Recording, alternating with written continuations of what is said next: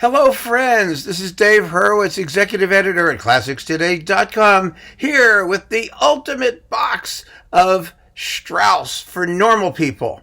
I mean, I guess normal people can like Strauss, and you may want like more of it, but finding a really good Strauss collection and, in a broader sense, Viennese stuff, waltzes and polkas and quadrilles and hoochie coochies and floopty doopies and all the other things they do. It's not easy. It's not easy. Why? Because every collection's a little bit different, and every major conductor did some, everybody. And so if you get like boxes by dedicated to the most great conductors, you'll get a Strauss collection in there somewhere. Just about everybody does this stuff well. I mean, there's a lot of argument about what is the echt Viennese style. You want your style to be echt. If it isn't echt, then it's just not correct. So, it's an issue. I don't know what the echt style is, and I don't care. I don't think you should either. It has to do with where the downbeat goes on the waltz. It's like do do do do do, fweep fweep fweep fweep fweep fweep do do. I don't know. It has something to do with that, and I have no patience for it. Here's the deal. You can get big boxes. You can, for example, get the Naxos 52 CD set of the complete Johann Strauss Jr., plus dozens of discs by other people who did similar stuff, like Johann Strauss I and Waldteufel and all those guys. There's tons of that stuff out there, and the Naxos edition is really pretty good, but it's 52 discs. That's an awful lot of waltzing and toe tapping. It really is. And then, of course, there's the Willy Boskovsky box that came out on Decca recently. That's like this, that has all of his Strauss stuff. And there's also a very nice 6 CD box of just Johann Strauss things that he did with the Vienna Philharmonic. That's quite lovely, and it's on Decca, and it's sort of been the go-to thing for people who want a pile, but not a ridiculous pile. That's a good pile. That's a nice pile to think about. Boskovsky is decent as well. And then there are, collections of intermediate size by just everybody. And then on top of all that, you've got those New Year's concerts. I mean, I've got a New Year's concerts box. Oh God, someday I'll talk about it. There is nothing I find more sort of creepy, and I'm not sure why, but I mean creepy, than seeing all these properly dressed Viennese people sitting like stones in a chair, listening to the Radetzky March, going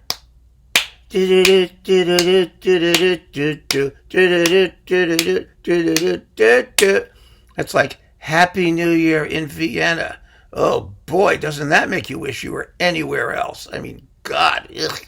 It just gives me the willies. I don't know why, but it does. So, what are you going to do if you want to sort of get a really intelligent, beautifully conducted, wonderfully idiomatic box of Strauss and Friends in the wider sense? The answer is, get this one. Robert Stolz. The Robert Stolz 12 CD set on RCA. And this is a wonderful set, which seems not to be going out of print instantly, which means you should get it while you can. I mean, it's been around, and it seems to be sticking around, which means somebody must like Robert Stolz. Now, for those of you who are a little bit younger and are just learning how to waltz for the first time, Robert Stolz was born in 1880 and he died in 1975. He was 94. Good for him, He was the last great representative of that Viennese operetta / light music, dance music tradition. And I mean, he composed thousands of songs. He wrote almost 20 operettas himself. He wrote film scores. He had an enormously rich and varied career.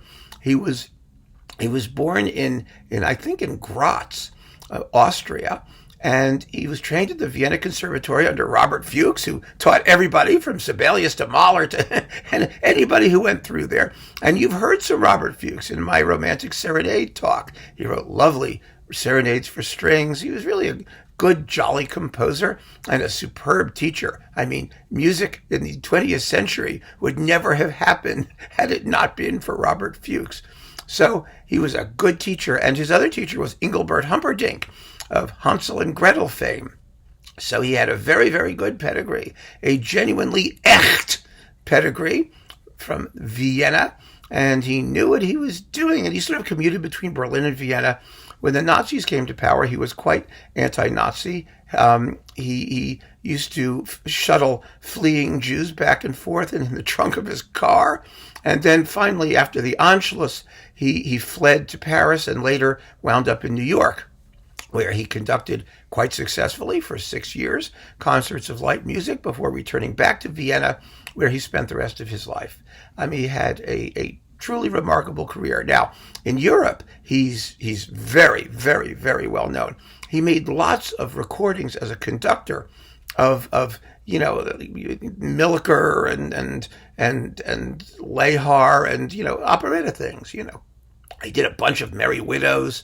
He also was the composer of Zum Weißen Rössel, that for the White Horse Inn, which was an operetta that had about 15 minutes of fame in the U.S. for some reason when I was in college in the 1970s and 80s, early 80s. I'm not sure exactly why, but everybody wanted the White Horse Inn for some reason. And so, Robert Stolz is a real name. He really was. He was kind of like the Mitch Miller of Central Europe. If any of you people remember Sing Along with Mitch or Follow the Bouncing Ball, Mitch Miller guy, who I knew very well, by the way, because I was his real estate banker. But that's a whole nother story we could talk about later, I think. Anyway, here is the bottom line with Robert Stolz.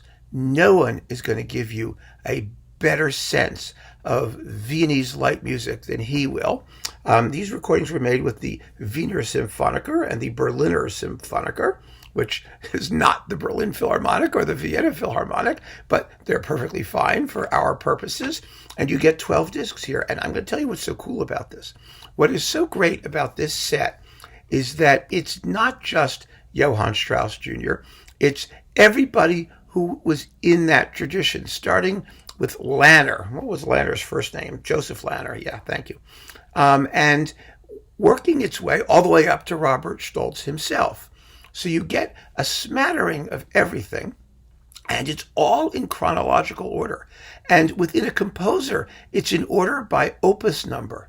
So it really is just an incredibly intelligent, smart, simple, logical approach to dealing with this music. And I'm going to go through these discs. There's only 12 of them. And let's see what's on them, because it's really rather cool. I'm not going to list everything. It's impossible. It's hundreds and hundreds of pieces. But, waltzes, marches, polkas, etc. So you start on disc 1 here with Joseph Lanner, whose dates were something like I can't even read this, 1801 to 1840 something, and his opus 1, which was called Neue Wiener. Isn't that appropriate? That's really marvelous. There's Neue Wiener. There's lots of Wiener things here. There's, Oscar Mayer Wiener. No, I'm just kidding. Anyway, so you've got Lanner on disc 1. And so that's the early waltz period. And we end with his Schönbrunner, which is, Schönbrunn, the palace where the emperor and empress hung out. And let's see. Then we get Johann Strauss the first, the dad. And we get his opus 1, which I just think this is so cool because you get these things in order. Now, these people wrote buckets. I mean, buckets and buckets of music. Tons and tons of stuff. Lanner ends with opus 200. Johann Strauss the first starts with his Tauberln Waltzer, opus 1. And let's see. Oh, and there's the Ahnen Polka. We know the Ahnen Polka. And his most famous piece, which is the Radetzky March. And that is here. That was actually his opus, oh my God, it's opus 220. I can't see, it's so tiny. 228 or 229 or something like that. I mean, it's just tons of this stuff. That's the Radetzky March, and you can listen to it without seeing these wooden, strangely dressed Viennese people pretending to clap in rhythm. So that's better. And then we get Johann Strauss 2. Now, Johann Strauss 2 is the bulk of this collection, as you probably might expect. And it's kind of fascinating that we don't get to like the really famous stuff. There's his Ahnen polka. Everybody did an Ahnen polka for some reason. And we have let's see, the Jubel March and the Napoleon March and the Schnellpost polka. And oh my God, look at all this stuff. And then we get to the famous stuff. Here we are. The Wiener bonbons. Yum. Now we have here the beautiful, the Anderschönen Blauen Donau, the Blue Danube. That's opus 314. Can you believe it? But the 300s were a very, very good 100 opus number, because you've got the Thunder and Lightning thing, and you've got, let's see, what else is here that we know from the 300? Licht ist Blut, that one we know. And let's see, Wine, Women, and Song. That's 333. And 334 is the Egyptian March, which is really lots of fun, too. And then we have, let's see, in Krapfenwaldl. I don't know where the Krapfenwaldl is, but it's a good waltz thing. And Freut euch des Lebens. That's opus 340. That's the one that Mahler used in the first movement of his Ninth Symphony. You know, da da dum bum ba da, da da dum bum ba da, da da da dum ba da, da da da dum ba da. Well, in the waltz, it goes dum ba da dum ba da, dum ba da dum ba da, dum ba da dum ba da, da da dum ba da. But it's the same tune. That's really cool. And Wiener Blut, that's opus 354. Anyway, the 300s were just a terrific 100 opuses, or opera, yes, right? And then let's see, okay, so we get lots and lots of that. So I'm already on CD 8 here, guys, so don't worry. We're getting to the end of the Kaiser Waltz. That's opus 437. And it ends with opus 479, which is the Klänge aus der Raymondzeit. Sounds from the time of Raymond. Okay, fine. All right, then we get Joseph Strauss. We get some of his stuff. And let's see, we have a whole bunch of Joseph Strausses. We're going up to opus 245. No, there's more. Holy cow. Oh, you get his Plappermalchen. A Plappermoilchen. Moilchen, yes. Flapper, never mind. You get it. Isn't that exciting? Okay, so Joseph Strauss ends with opus, let's see, 270 or so.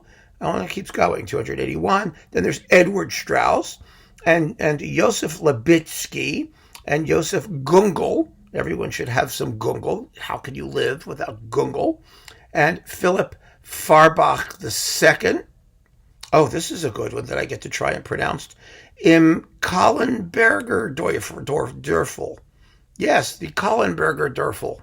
That's exciting. And then you get that Fanitska March by Suppe, Franz von Suppe, and Bella Keller, and, Karl Komsack I.